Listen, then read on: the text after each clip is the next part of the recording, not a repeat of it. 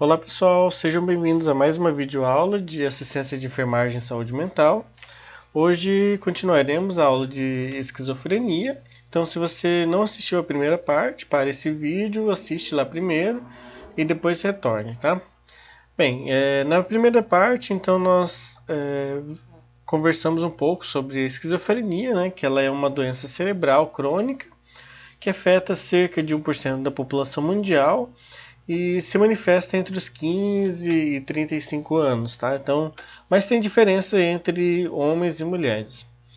Os sintomas podem incluir delírios, alucinações, problemas de raciocínio, concentração e até mesmo falta de motivação.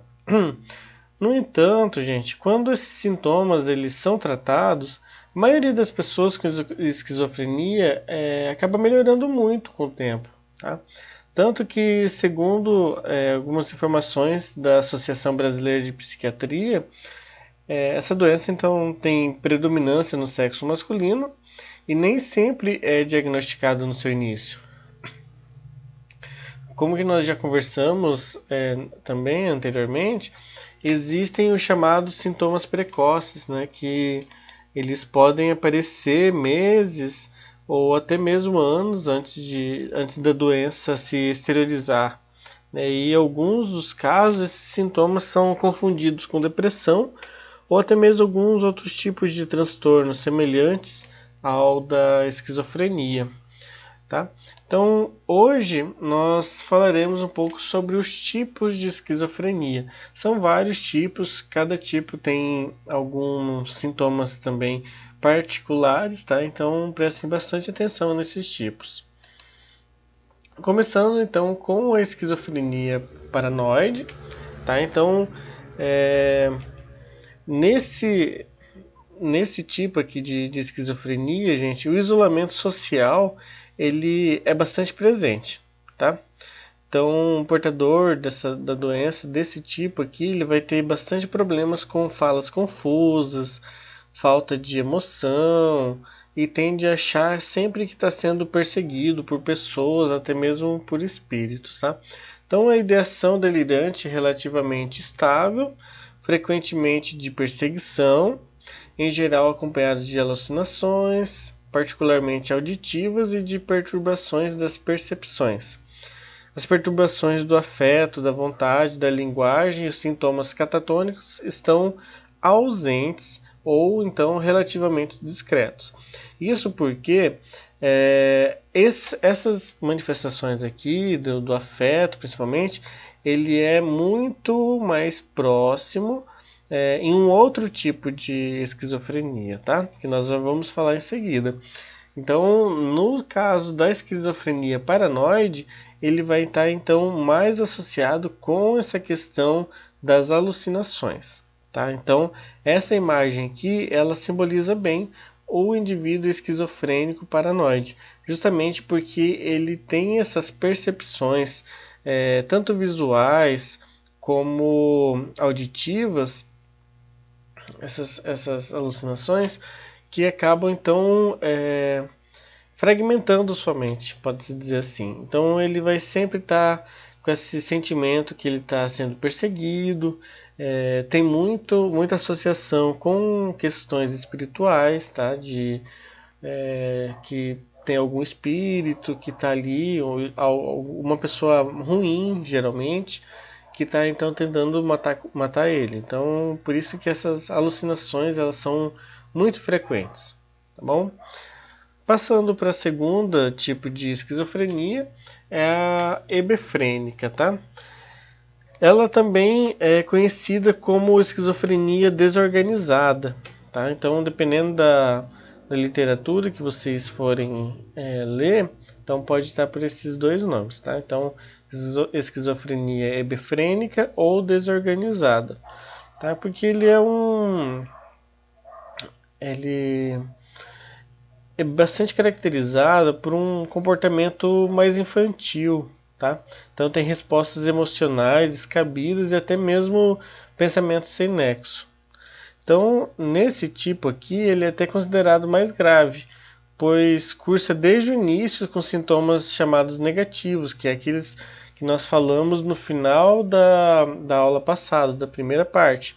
Tá? Então, que geralmente são o embotamento afetivo, o isolamento social, a perda de interesse, de motivação, a lógica, a iniciativa, tá? Então, ela é caracterizado por presença proeminente de uma perturbação dos afetos, as ideias delirantes e as alucinações são fugazes e fragmentárias.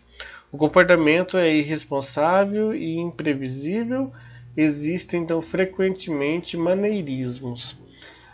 O afeto ele é bem superficial e inapropriado, e o pensamento ele é bem desorganizado e o discurso um tanto incoerente. Há uma tendência ao isolamento social, geralmente o prognóstico ele é bem desfavorável, tá? Devido ao rápido desenvolvimento dos sintomas negativos, como eu disse anteriormente, lá do embotamento afetivo, isolamento social, perda de interesse, de motivação, entre outros, e particularmente então o embotamento do afeto e da perda da volição. A hebefrênia também deveria normalmente ser somente diagnosticada em adolescentes e em adultos jovens, tá? Então normalmente eles são um tipo que inicia mais precoce. O próximo tipo aqui que nós vamos falar é sobre a esquizofrenia catatônica. Esse tipo de esquizofrenia ela é dominada por distúrbios psicomotores proeminentes que podem alternar entre extremos, tais como hipercinesia, tá? Que isso aqui é a movimentação lenta, tá? E o estupor, que daí é diminuição das reações motoras, toda a parte sensorial, tá? Ou entre a obediência automática e o negativismo. Atitudes e posturas a que os pacientes foram compelidos a tomar podem ser mantidas por longos períodos, que é chamado de flexibilidade séria. Eu vou mostrar algumas fotos, tá? No próximo slide. Um padrão marcante da afecção pode ser constituído por episódios de excitação violenta. E o fenômeno catatônico pode estar combinado com o estado onoroide com alucinações cênicas vívidas. Gente, esse estado oniroide é uma excitação, um estado de ânimo bem animado, tá? E ele está sempre associado com uma vontade de se movimentar. Então, por isso que tem esse estado de alucinações cênicas vívidas. Então, realmente são alucinações que esse indivíduo está tendo de uma forma muito real, sempre tentando, então, questão de movimento, tá? Interessante também salientar que o paciente, então, diagnosticado então, com a esquizofrenia catatônica, ele sempre vai mostrar um quadro de apatia, tá? Que pode então ficar nessa mesma posição por horas, causando também a redução então da atividade motora. Sobre essa flexibilidade séria que eu falei agora há pouco, aqui então tem algumas imagens. Então, eu percebo aqui nessas 3 imagens aqui, a pessoa fica numa mesma posição por horas, tá? Então aqui tá nessa posição, quem olha uma imagem assim pode achar que na hora de tirar a foto pegou na parte desse movimento, mas não, esse paciente aqui então ele vai estar nessa posição aqui por horas. Da mesma forma aqui com esse paciente mesmo em pé, mas pode ver que ele está em uma posição bem diferente, né? Digamos assim. Ele não é uma posição de, sei lá, que a pessoa que está no exército, por exemplo, que às vezes fica em uma posição de sentido, coisas assim, né? Que são posições, digamos, mais normais. Então, geralmente, essa flexibilidade séria está bem relacionada com posições que normalmente o indivíduo sem ser esquizofrênico, não ficaria. Justamente porque são posições muito desconfortáveis, tá? A foto do gatinho aqui eu coloquei porque não tem muitas fotos mostrando flexibilidade séria, tá? Então, a do gatinho aqui, ele mostra bem também uma posição bem desconfortável para a coluna, mas que para ele fez efeito. Vamos lá, agora meu mouse está parado, tá travado, vamos ver se... Vamos lá, mouse.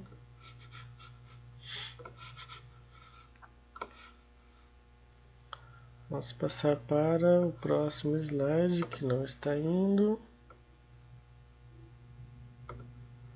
Só um pouquinho, gente, tenha paciência. Meu mouse não está colaborando para passar de slide.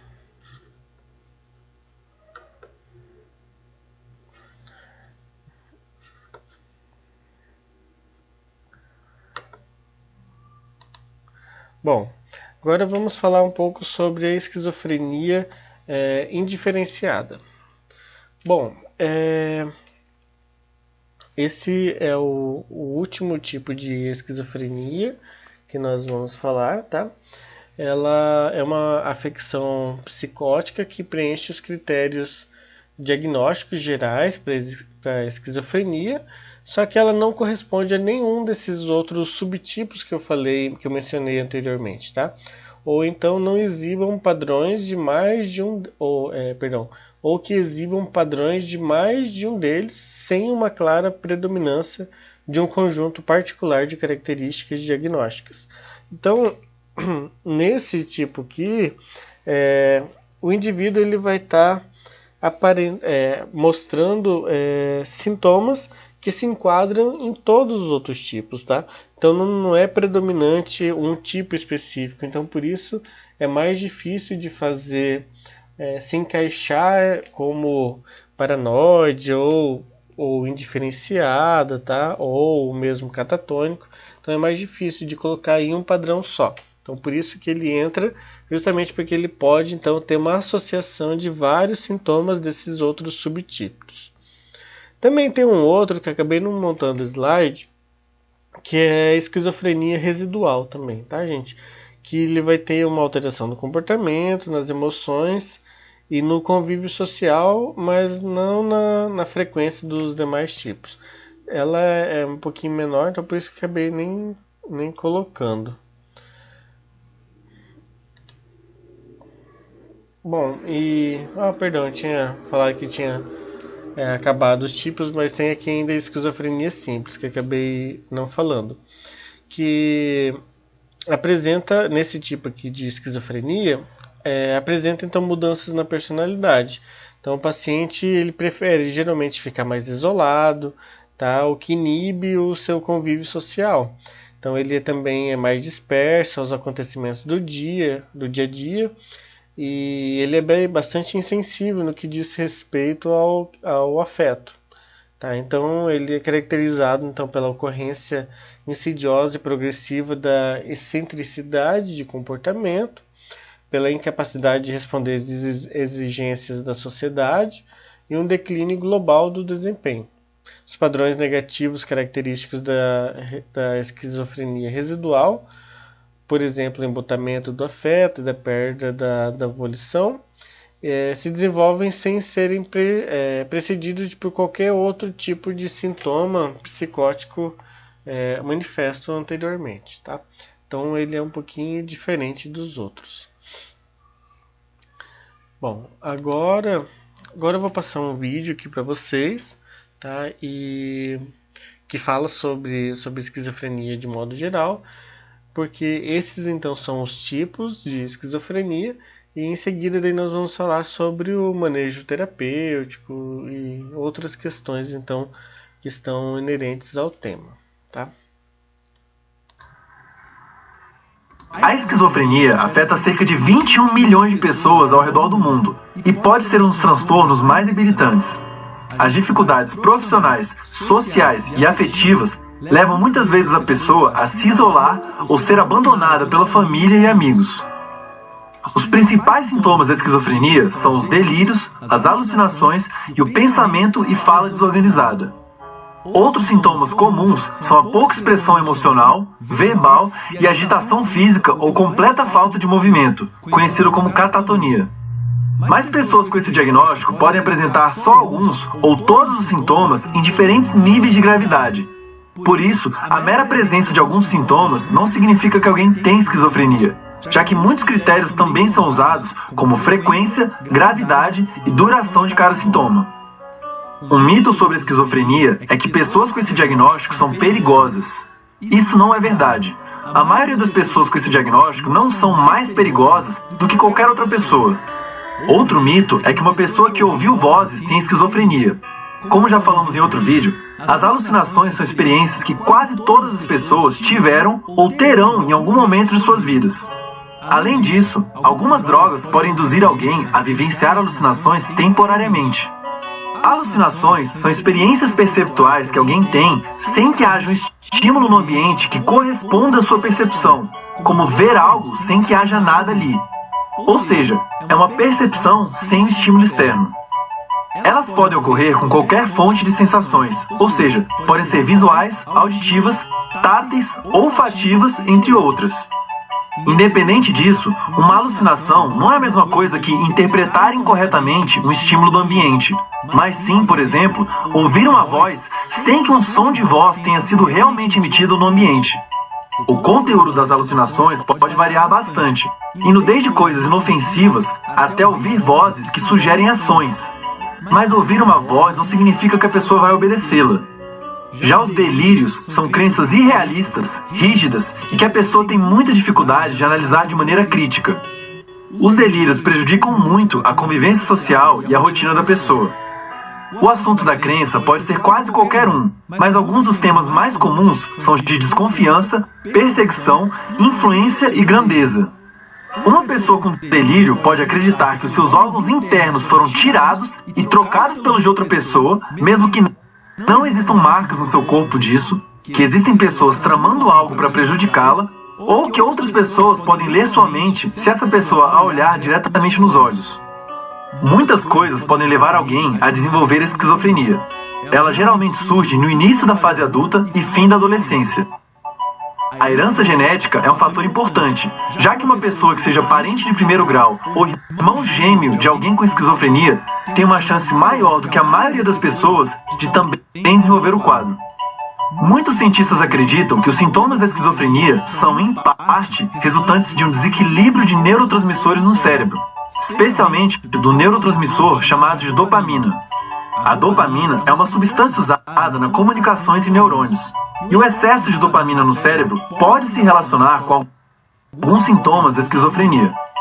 Isso tanto é verdade que as medicações conhecidas como antipsicóticos conseguem reduzir alguns dos sintomas ao bloquear receptores de dopamina nos neurônios.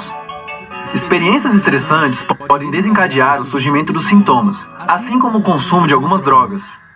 Por exemplo, algumas pesquisas indicam que o consumo de maconha se relaciona com maiores chances de apresentar sintomas de esquizofrenia em pessoas que já possuem uma predisposição familiar ou de piorar alguns sintomas de quem já desenvolveu o quadro. É claro que muitas coisas estão envolvidas no surgimento dos sintomas, e a maioria das pessoas que consumir maconha não irá apresentar sintomas relacionados à esquizofrenia. Mas não é recomendável o uso de maconha e algumas outras drogas, como a ayahuasca, por parte de pessoas com histórico na família de casos de esquizofrenia. A esquizofrenia tem tratamento, e pessoas com o diagnóstico podem superar muitas de suas dificuldades quando aderem ao tratamento. Ele pode envolver o uso de medicações, psicoterapia, intervenções com a família da pessoa, dentre outras coisas. Nos ajude a desmistificar a esquizofrenia, curtindo, compartilhando. Bom, gente, agora vamos dar continuidade, com a parte então de manejo terapêutico.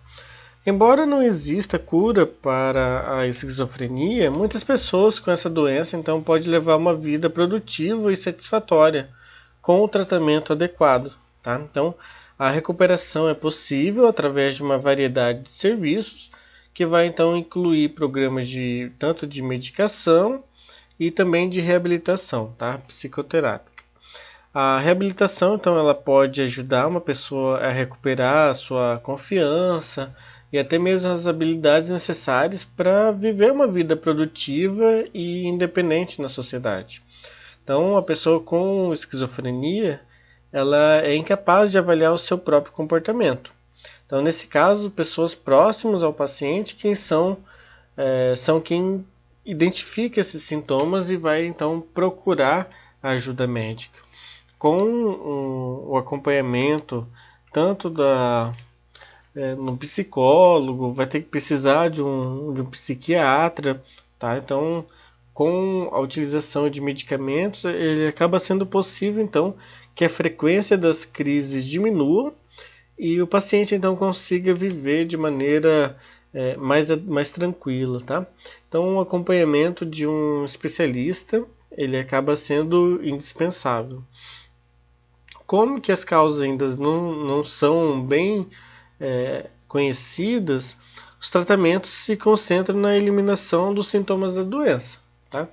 Então, normalmente é utilizado na parte medicamentosa o uso de neurolépticos, tá? Também chamados como antipsicóticos de primeira ou segunda geração, e as intervenções psicossociais que eu já mencionei anteriormente.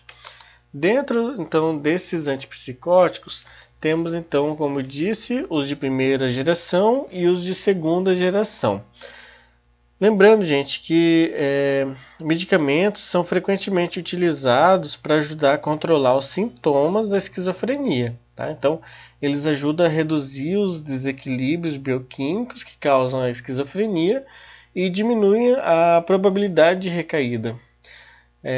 Só que, como todos os medicamentos, né, no entanto, os antipsicóticos eles devem ser tomados apenas sob supervisão, né, sendo prescrito adequadamente por um psiquiatra, e a administração deve ser feita pela equipe de enfermagem quando estiver em ambiente hospitalar, e também sempre instruir os familiares, principalmente, para fazer então essa supervisão da utilização dessa medicação.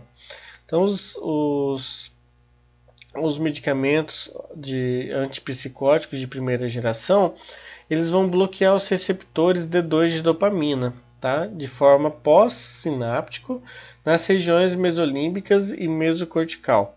Então, lembrem-se lá da aula sobre depressão, que eu fiz lá um quadro mostrando bem certinho sobre como que é feito a ação então dos neurotransmissores na transmissão desse impulso do neurônio pré-sináptico para o pós-sináptico, né, quando passa pela fenda sináptica. E vocês lembram que nós falamos bastante sobre a dopamina, tá? Então, esse medicamento aqui, dos antipsicóticos de primeira geração, ele vai atuar, então, principalmente no receptor D2, que é um receptor que fica lá no neurônio pós-sináptico e específico para o neurotransmissor dopamina, tá? Então, ele pode induzir a indução de síndromes extrapiramidais e alterações dos movimentos, bem como de um estado de menor motivação e indiferença a estímulos que pode minimizar sintomas negativos. Sobre as síndromes extrapiramidais, né, que são efeitos, que pode chamar também de efeitos colaterais extrapiramidais, são diversos transtornos do movimento, tá? E o principal dele é a discinesia tardia, que é a movimentação muscular irregular e involuntária, tá? Geralmente da face. O segundo grupo de antipsicóticos são os de segunda geração. Eles provavelmente bloqueiam os receptores serotoninérgicos pré-sinápticos e a ação antagonista D2 seletivo, tá? Então, basicamente, ele engloba os efeitos que são feitos nos medicamentos de primeira geração, além de bloquear então os receptores de serotonina, tá? Então, que nós também já conversamos lá na aula sobre depressão, tá? Sobre os receptores e toda a forma, toda a parte farmacológica de atuação dos neurotransmissores, serotonina, noradrenalina e a dopamina. Bem, então essas medicações de segunda geração, ela tem um menor potencial em provocar sintomas extrapiramidais e alterações do movimento, além de uma eficácia superior na melhora dos sintomas negativos e cognitivos. Então, por isso que geralmente utiliza-se essas medicações de segunda geração. Eu vou passar agora uma lista, um quadro que tem uma lista dos principais neuropiléticos, tá, utilizados aqui no Brasil. Tem vários, tá, gente? Eu trouxe só 5, tá? Mas tem muito mais ainda, tá? Esses são os principais. A clorpromazina, tá? Que ele é utilizado geralmente entre 100 até 1 gramo por dia. Só que ele tem como efeitos colaterais, então, a sedação, a hipotensão e efeitos anticolinérgicos. Levomepromazina, que também é a mesma dose, tá? Então, e que vai causar também os mesmos efeitos colaterais. E a trifloperazina, que é utilizada de 2 a 30 miligramas, que ele vai causar também, então, sedação e síndrome extrapiramidal. Esse, então, é o de primeira geração. Outras medicações aqui também utilizadas é o haloperidol, quem já passou comigo lá no setor de psiquiatria vai se lembrar, já deve ter visto. Eu sempre falo para os alunos para olharem, né, os prontuários e observar as medicações que são utilizadas. O haloperidol ele sempre é utilizado, ele nas doses então de 5 a 20 miligramas por dia, e como efeito colateral ele induz também então a síndrome extrapiramidal. A clozapina ele é um pouco, quantidade um pouco maior, de 100 a 800 miligramas. Aí ele vai causar vários efeitos colaterais, tá? Como a neurotropenia, a síndrome metabólica, ganho de peso, alterações do perfil lipídico, aumento da glicemia, cialorreia, convulsões. Então, essa medicação aqui, as pessoas que utilizam ela têm como um efeito muito conhecido, que é realmente a questão do ganho de peso, tá? Justamente por todas as alterações do perfil lipídico que ela causa. Bom, agora vamos falar sobre as intervenções psicossociais, tá? Então, a psicoterapia, gente, ela é extremamente útil depois que os pacientes eles sejam corretamente diagnosticados, né? E que já utilize um medicamento que funcione para o organismo dele, tá? Então, aprender aí sim fazer as intervenções psicossociais, porque não adianta um indivíduo que esteja em pleno surto fazer essas intervenções psicossociais, porque não vai adiantar, tá? Então não vai conseguir. Então é preciso primeiro estabilizar o quadro, né? Então, com a utilização das medicações, e depois então fazer essas intervenções psicossociais, que é então basicamente como aprender a usar habilidades de enfrentamento para superar os desafios cotidianos causados, né, pela esquizofrenia, e vai então ajudar as pessoas a perseguirem seus objetivos de vida, como por exemplo ir para a faculdade, para o trabalho, muito embora seja bastante difícil, dependendo do tipo de esquizofrenia e o grau que ela tem de severidade, acaba às vezes sendo difícil, né, conseguir manter essas práticas, né, de ter um trabalho ou mesmo de conseguir cursar uma graduação. Os indivíduos então que participam de um tratamento psicológico adequado e regular, eles são menos propensos a sofrer recidivas, tá? Ou serem mesmo hospitalizados. Tá? Então, quando essas hospitalizações, geralmente elas são menos frequentes. Tá? Então, quando necessário, fazer hospitalizações mais breves, quando não for possível fazer um atendimento ambulatorial e comunitário. Tá? Então, normalmente tende-se a fazer o acolhimento desses indivíduos no CAPS, né, que seja o CAPS 1, 2 ou 3, tá, que ele é o CAPS adequado para essas situações, tá, então disponíveis durante a semana, sempre tentando então integrar a intervenção farmacológica que é realizado dentro do ambiente do CAPS, tá, junto com as intervenções psicossociais, que podem incluir a terapia ocupacional, psicoterapia individual ou mesmo grupal, que é feito também. Todas essas terapias são feitas no próprio ambiente do CAPS, como também grupos operativos, oficinas protegidas, treinamento de habilidades sociais e até mesmo a terapia familiar.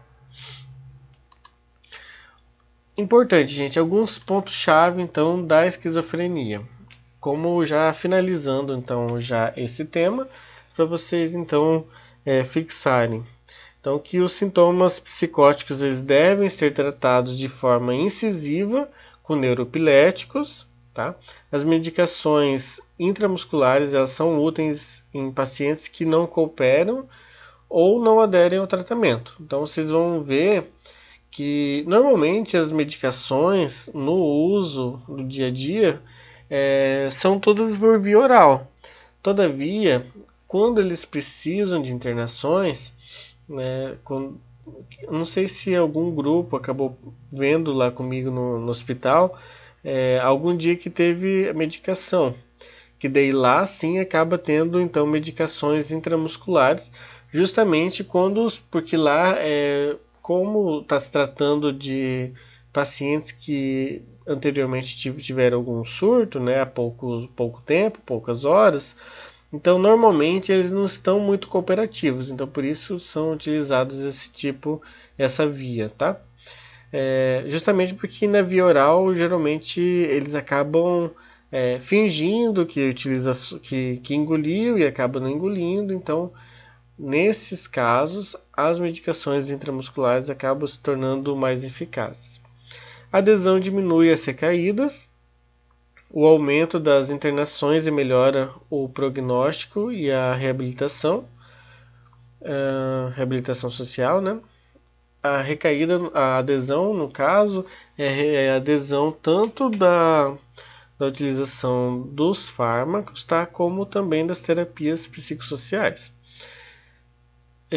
E muitos pacientes necessitarão de medicações ao longo da vida. Gente, infelizmente essa doença é uma doença muito triste, em que o indivíduo ele precisará utilizar a medicação pelo resto da vida. Tá? Então, a partir do momento que ele para de utilizar, acaba voltando então a ter os surtos. Então, que daí geralmente, dependendo do tipo de esquizofrenia e o grau, o indivíduo ele acaba se tornando muito agressivo, tá? Então ele pode, ele está tendo alucinações e ele acaba perdendo muito sentido. Então, muitos pacientes acabam saindo de casa na esperança de conseguir fugir daquelas vozes ou mesmo de alucinações visuais, e acaba então se perdendo. Então é um desgaste muito grande para a família, tá? Então por isso que essas medicações elas precisam ser utilizadas de forma correta, tá? Por último, gente, falando um pouquinho sobre a enfermagem propriamente dita, a equipe de enfermagem então ela deve ter uma relação empática com esse paciente. Já disse já no final da primeira parte dessa aula sobre esquizofrenia, sobre o papel da empatia, né, com o paciente, tá? Então, nunca tentar ficar discordando com esse paciente, porque ele pode ter reações que você não espera, tá? Então, essa tarefa também é bem desafiadora, pois muitos pacientes apresentam acentuados prejuízos na esfera afetiva, volitiva e até mesmo cognitiva, tá? Então, mesmo assim, não é fácil, mas precisa sempre tentar ajudar então, esse paciente de uma forma sempre tentando ouvir ele sem qualquer tipo de julgamento, tá? Quando eu falei aqui sobre prejuízos na esfera volutiva, talvez alguém fica com alguma dúvida agora que eu lembrei, porque na verdade eu passei sobre essa palavra, esse termo, já algumas vezes, né? Mas basicamente a volição, né, que é a questão volitiva, é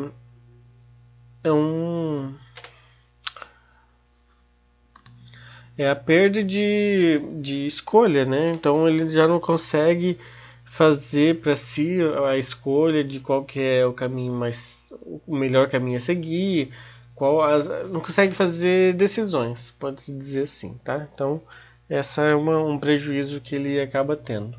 E que eu acabei já falando anteriormente, né? Que os familiares, então, eles têm um papel fundamental nessa questão do cuidado.